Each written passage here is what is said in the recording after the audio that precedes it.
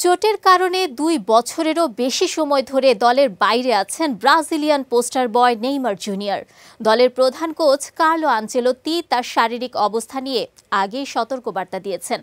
এবার তিনি জানান ২০২৬ বিশ্বকাপ দলে জায়গা পেতে নেইমারকে শতভাগ ফিটনেস ফিরে পেতে হবে।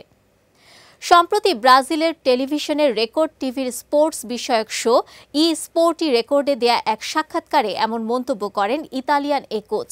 বলেন শতভাগ ফিট একটি দল নিয়েই ২০২৬ বিশ্বকাপে যাবেন তিনি।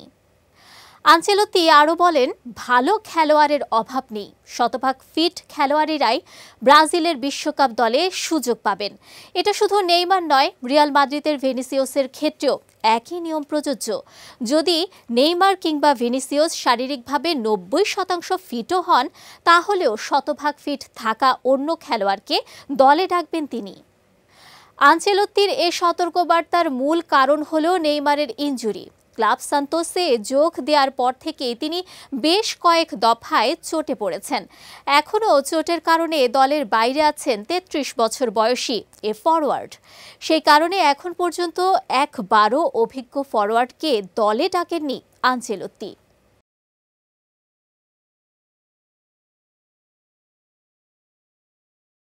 ব্রাজিলের জার্সিতে নেইমার সবশেষ খেলেছেন ২০২৩ সালের অক্টোবরে।